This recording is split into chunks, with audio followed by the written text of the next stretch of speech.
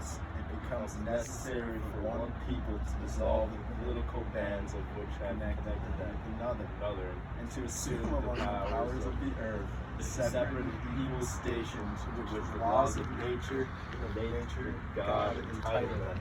A decent respect of the opinions of mankind requires that they should declare the causes which impel them to the separation. We hold these truths to be self-evident, that all men are created equal, that they are endowed by their Creator with certain unalienable rights, that among these are life, liberty, and the pursuit of happiness. And to secure these rights, governments are instituted among men, deriving their just powers from the consent of the government. Whenever any form of government becomes constructed of these ends, it is the right of the people to alter or to abolish it, and to institute new government, laying its foundation on such principles and organizing its powers in such form as to them shall seem most likely to affect their safety and happiness. Prudence indeed will dictate that governments long established should not be changed for the light. Okay, what? We gotta keep going. Transient causes, and accordingly for all experience hath shewing that the mankind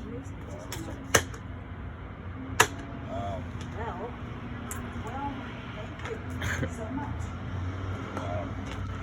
But when a long train of abuses and unsurpassions, pursuing invariably the same object and vices, are designed to reduce them under absolute despotism. It is their right, it is their duty to throw off such government and provide new guards for their future security. Such has been the patient sufferance of these colonies, and such is now a necessity which constrains them to alter their former systems of government. The history of the present King of Britain, in a history of repeated injuries and usurpations, all having the indirect object the establishment of an absolute tyranny over these states. To prove this, let's facts be submitted to the candid world. He has refused his assent to laws, the most wholesome and necessary for the public good. He has forbidden his governors to pass laws of immediate and pressing importance unless suspended in their operation till his assent should be obtained.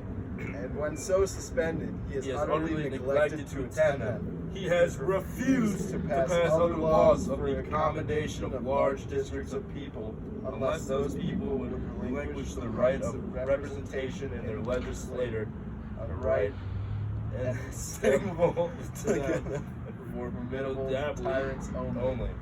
He has called together the legislative bodies at places unusual, uncomfortable, and distant from depository of their public records, for the sole purpose of infatuating them into compliance with his measures. He has dissolved representative houses repeatedly for opposing with many firmness in his invasions of the rights of the people.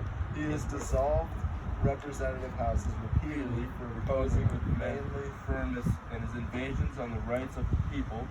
His dissolved representative houses repeatedly for opposing with manly firmness his invasions the rights of the people. He has refused for a long time and have such decisions to cause others to be elected, whereby the legislative powers capable of annihilation. Friends of the people are larger, exercise, state remaining in the meantime exposed to all dangers of invasion from without and convulsion within. He has endeavored to prevent the population of these states for that the purpose of obstructing the laws of naturalization of foreigners refusing to pass others to encourage their migrations into them. Appropriations of lands. He has instructed the administration of justice by refusing access to laws for establishing judiciary powers. He has made judges dependent on his will alone for the tenure of their services and the amount of payment of their salaries. He has erected a multitude of new offices and sent hither swarms of officers to to harass our people. Oh, thank you. You are welcome. And eat their substance. He has kept among us in times of peace standing armies without the consent of our legislators. He has effected to render the military independent of the superiors to the civil power. He has combined with others to subject us to jurisdiction foreign to our Constitution and unacknowledged by our laws, giving us asset in the act of pretended legislation, ordering large bodies of armed troops among us, for protecting them by at my trial, punished for any murders which they should commit on the inhabitants of these states, for cutting off our trade with all parts of the world, for imposing taxes on us without our consent, for depriving us in many cases of the benefits of trial by jury, for transporting us beyond seas to be tried for pretended offenses, for abolishing the free system of English laws in a neighboring province, establishing therein an arbitrary government, and enlarging the boundaries so as to render it once an example and fit instrument for introducing an the absolute same rule into these colonies, for taking away our charters, abolishing our most valuable laws, and alternating our fundamentally the forms of our government, for suspending our own legislators and declaring themselves invested with the power to legislate for us in all cases whatsoever. He has abdicated the government here by declaring us of his protection and waging war against us. He has plundered our seas, ravaged our coast, burnt our towns, and destroyed the lives of our people. He is at this time transporting large armies of foreign mercenaries to complete the works of death. Desolation of tyranny already begun with the circumstances of cruelty and perfidy scarcely paralleled in the most barbarous ages and wholly unworthy the head of the civilized nation. He has constructed our fellow citizens taken captive on the high seas to bear arms against their country to become the executioners of their friends and brethren, or to fall themselves by their hands. He has excited domestic insurrections and our endeavor to bring all the inhabitants of our frontiers, the merciless Indian savages, whose known rule of warfare is an undistinguished destruction of all ages, sexes, and conditions. In every state of this oppression, we have petitioned for the redress in most humble terms. Our repeated petitions have been answered only by repeated injury. A prince whose character is thus marked by every act in which they may define a tyrant is unfit to be the ruler of a free people, nor have been wanting in intentions to our British brethren. We have warned them from time to time of effects by their legislator to extend unwarrantable jurisdictions over us.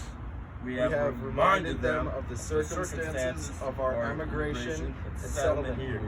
We have appealed to their justice and magnanimity, and we have conjured them by the ties of our common kindred to disavow these usurpations, which would inevitably interrupt our connections and correspondence. They too have been deaf to the voice of justice and consanguinity. We must therefore acquiesce necessity which denounces our separation and hold them as we hold the rest of mankind, enemies in war and peace friends. We therefore, the representatives of the United States of America and General Congress assembled, appealing to the Supreme Judge of the world for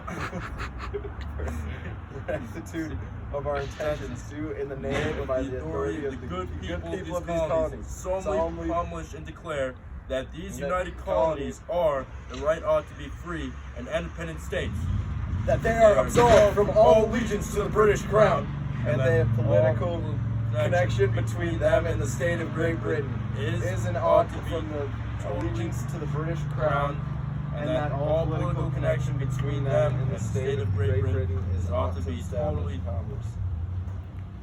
dissolved in that independent states. They have full power to levy war, conclude peace, contract alliances, establish commerce, and to do all the other acts of things which independent states may have the right to do. And for the support of this declaration, with a firm reliance on the protection of the divine providence, we must mutually to each other's lives, our fortunes, and our sacred honor. Let's fucking go!